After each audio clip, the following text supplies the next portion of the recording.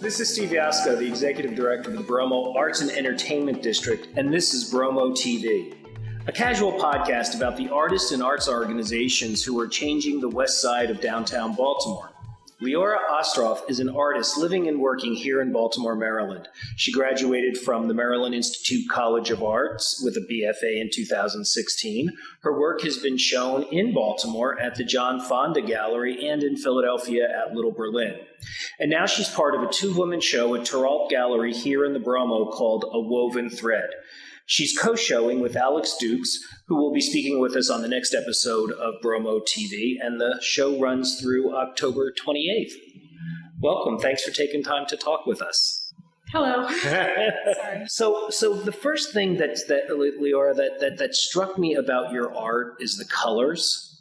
They're vibrant. Many of them are jewel tones. They're quite extraordinary. How did you come to develop your sense of color? I think that originally when I started painting, like as a student at MICA, I had like really clear ideas about like what I wanted a painting to look like color-wise by the end of it. So I would make something with like much more muted colors and just like kind of envision that going in. But then at a certain point, I started just developing the colors more randomly. And I think the randomness just led me to use more vibrant colors. And also the way that I've been painting this past year is much more thinly. So like I use a lot more thinner and a lot more medium, which ends up with much more vibrant colors. I should tell folks we are sitting here in the middle of the gallery, surrounded by all this beautiful art. There's so much to talk about. Tell me about the women in your paintings. Who are they? They're all variations on me. Really? Yeah, I mean they're me, my friends. I guess the people that I hang out with and all of that. I don't think that they're usually supposed to be a specific character. Sometimes, like in one of these paintings, like it's how I imagine myself as an old woman. So now I'm really kind of embarrassed to ask this next question. They seem sad. They're often in sad situations. There's one you have called Loud Night, where a woman is trying to read in her front window while police cars are outside, and she looks really sad about her situation. Is she? I don't know if she's sad. I think when I painted her, I imagined her just kind of like staring out at the viewer with one eye, just kind of being like, here I am. This is where I am right now, and this is what's happening inside, and this is what's happening outside. I think like some of my figures look sort of sad, but maybe I'm sort of sad. I don't know. Well, there's also a lot of imagery of oppression, but it's not like overt oppression. It's kind of like getting caught, but almost kind of like a naughtiness to it in a certain way. I'm thinking of your painting, Focusing Class, where two women are drawing a nude, though I have to tell you, it took me like 5 or 6 times looking at the painting to go, is that a female nude, a generic nude, a male nude?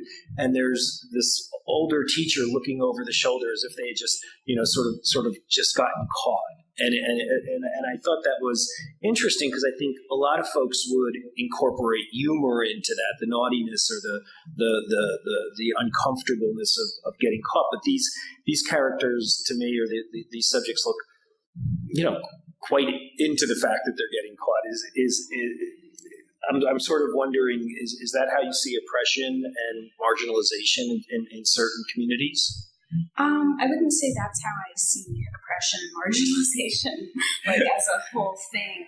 I think part of the reason that I choose to paint that way, where it's like not always completely obvious or where it's more of a subtext, is just because I think it makes for a more interesting image usually. Like at least from my perspective, like making it, trying to figure out how to make it do what I want it to do when someone looks at it. In that particular, I've made variations on that theme before of like sexual drawings in class or like sexual situations in class. And I think that the reason that I want to paint that is because I did those drawings in high school and middle school, and I had like an ongoing fantasy land happening in my brain at all times in middle school and high school. So like when I'm thinking about like what would be an interesting thing to paint right now, that's one of those things that I come back to.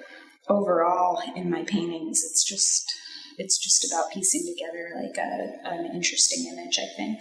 Yeah, that's sort of what I came away with was, and maybe I was just reading too much into it, but I felt like, okay, so here are these situations of either being caught or being, feeling trapped, like sitting outside with the cars outside. It's like, I sort of think, well, at least from my point of view, I think I'll wait to go outside, and that would kind of anger me that I couldn't just, walk outside my house because there's activity going on and all that.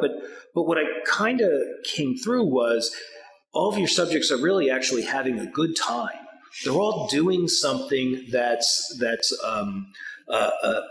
really interesting, and and even like, and I'm sorry, I forget the name of this one here.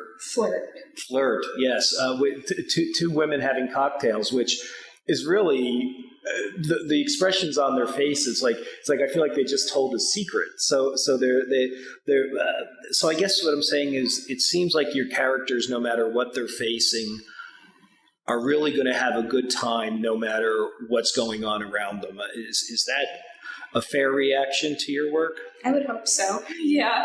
I mean, before I graduated from I was mostly making sports related paintings. Like that was the imagery that I was drawing on. And that part of the reason that I wanted to paint that was because it seemed like fun. So I've heard a lot of stories about when artists like to work, like writers. I've often heard them say, they have to write 1,000 words before they have their first cup of coffee, or they don't start writing till midnight and after a couple of scotches. I'm wondering, what time of day do you like to work? Do you have a pattern to your creativity? I'm a morning person, and by 4:00 I tap out. What affects you about the morning? I think it's mostly the coffee. It's like coffee's still like in my body functioning. That's probably it. Baltimore also seems to play a supporting role in much of your work. And a city has different energies at different times of the day. And I see, there are a lot of row houses that I think anyone from Baltimore looking at your work would just go, oh, that's a Baltimore row house. How do you feel about the city? Why does it seem to come up in your work? I really like Baltimore. I think Baltimore has beautiful architecture, but also it's the place that I've been in for my entire adult life now. And so it kind of feels like home, and it feels like a place that I chose to be my home. I think that whatever you're surrounded by is naturally going to come into your work. So if I was living in the countryside, I would probably make much more lush and green paintings. Not that I don't have a lot of plants in my paintings, but yeah. And I think also like I paint helicopters a lot because I feel like every time I walk outside, there's the sound of a helicopter. So you also spent some time studying in Italy. I think it was in 2015 at the International Center for the Arts in Monte Castello. Did I say that correctly? Monte Castello. What did you learn there? How did that affect how you see the world? I would say that it gave me like a really like a much better understanding of art history and the Renaissance and what came before the Renaissance. I went to Assisi on a field trip at one point and saw Giotto's work for the first time in person, and I was just like floored when I saw it. Like I was like, I'm never going to make anything half this beautiful. Just seeing all of that art in such a short amount of time really affected my own like desire to make paintings that I think are beautiful. So what was your first reaction to coming home? I was relieved. Relieved? I was like, I'm home now. I can sit down and make things, because like when I was in Italy, I felt I was taking in a lot, but it was really hard to actually respond like by making my own work. And so coming back to Baltimore, I was like, now I have the time and the space to respond to all of this. I was going to say, right, because you're traveling and you want to take so much in, and to actually sit down and work would be time not spent taking it in. Yeah, we had time in Monte Castello to do painting, and I did some like graveyard studies, which were fun, and some landscape paintings. But I don't think that I was really responding to like the artwork that we were seeing in Italy. I was just like, this is a beautiful landscape and beautiful architecture. So I always like to ask artists, what's it like when you sell a piece? It's great. It's really great. You don't have the hard time of letting go of a child kind of thing. I know some artists, they've told me that they love the money, but they feel like they're giving a puppy away. I have a perpetual storage problem, so if I sell a painting, I'm like, thank God I don't have to store that one.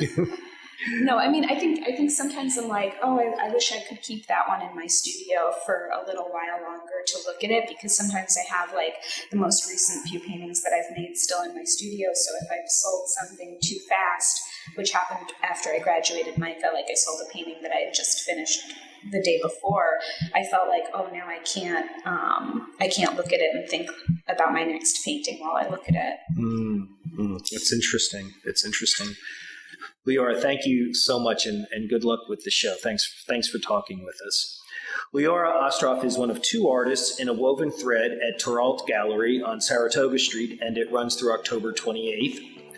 We'll be speaking with Alex Dukes, the other artist in the show, in our next podcast. Thanks for listening, and you can find out more at LioraOstroff.com, and there are links to Terrault on our website, bromodistrict.org. I'm Steve Yasko, the Executive Director of the Bromo Arts and Entertainment District, and thanks for listening and supporting the arts on the west side of Baltimore.